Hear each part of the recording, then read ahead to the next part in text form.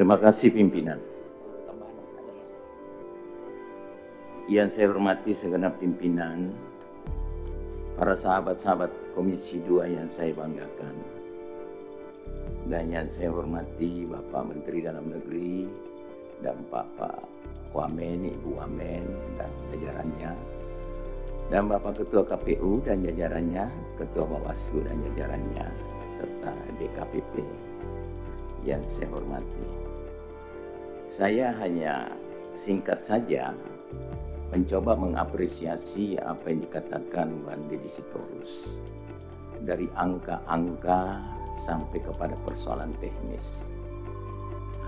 Saya ingin tambahkan bahwa begitu banyaknya klaster permasalahan dari putusan Mahkamah Konstitusi, dan dari klaster permasalahan itu secara jujur kita harus akui inti persoalannya ada pada penyelenggara.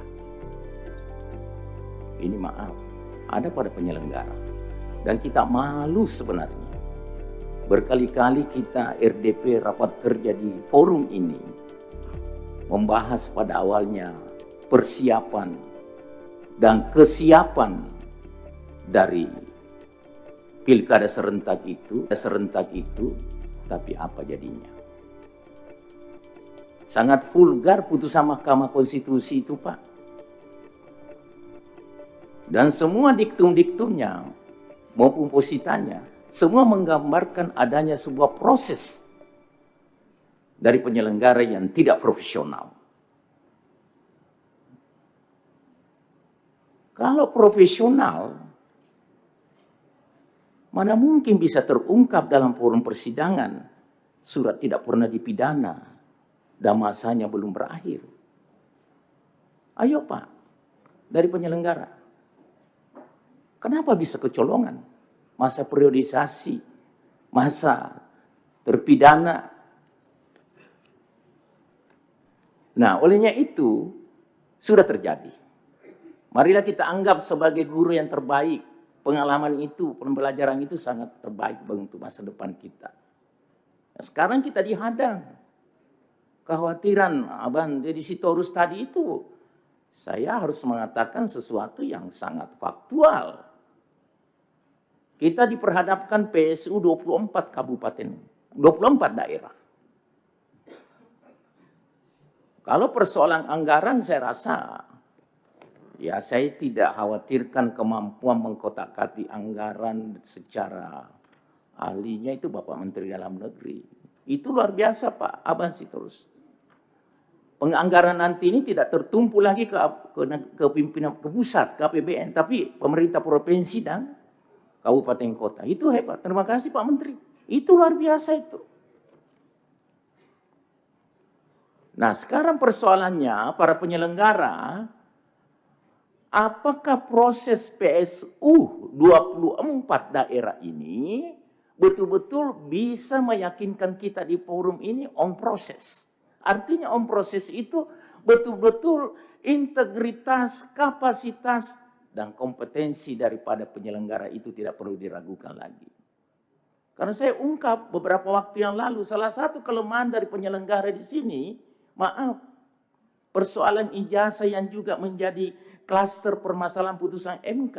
Karena penyelenggara hanya berkewajiban melihat fotokopi yang telah dilegalisir ijazah yang bersangkutan. Berarti penyelenggara hanya punya kewenangan untuk melihat syarat formal. Syarat material tidak ada. Mestinya menelusuri apakah yang bersangkutan masuk daftar ujian akhir di sekolah itu. Apakah masa sekolahnya memang cukup. Karena kalau berbicara menyangkut palsu atau asli, itu kan ranah pengadilan, Pak. Butuh waktu yang panjang.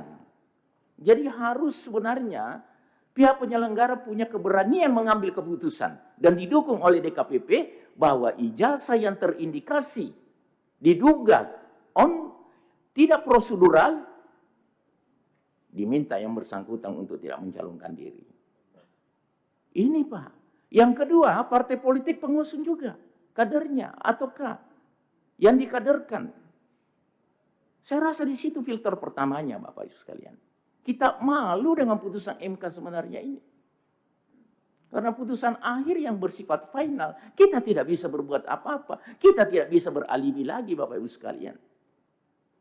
Jadi saya apresiasi sekali Abang Didi Sitorus dengan kepekaannya, dan bisa saya tidak cermati tadi itu, Pak. Angka-angka itu pada akhirnya walaupun gede, tapi ya endingnya pemerintah provinsi dan pemerintah kabupaten kota. Mungkin provinsi ya bisa mengurangi dana bagi hasil provinsi ke daerah demi untuk menalangi dana-dana PSU itu sendiri. Sekali lagi para penyelenggara, hanya satu yang kami harapkan, apalagi khawatiran saudara saya tadi, kalau hasil PSU digugat lagi, kapan akhirnya ini masalah? Di mana kepastian hukum dan keadilannya? Ini masalah. Kasihan Republik ini, Pak. Kalau kita hanya berkotak-katik di persoalan yang seperti ini, sebenarnya tidak perlu terjadi. Buktinya ada beberapa penyelenggara yang dijatuhkan sanksi, dan bahkan saya rasa DKPP belum terlalu maksimal kerjanya lah.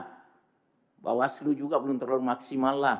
Masih banyak kejadian-kejadian di daerah, kabupaten, provinsi, dan daerah-daerah lainnya, Pak. Sekali lagi saya mohon agar supaya penyelenggaraan PSU yang akan datang ini betul-betul diyakini bahwa tidak ada lagi penyelenggara-penyelenggara yang tidak profesional, berintegritas, dan berkapasitas.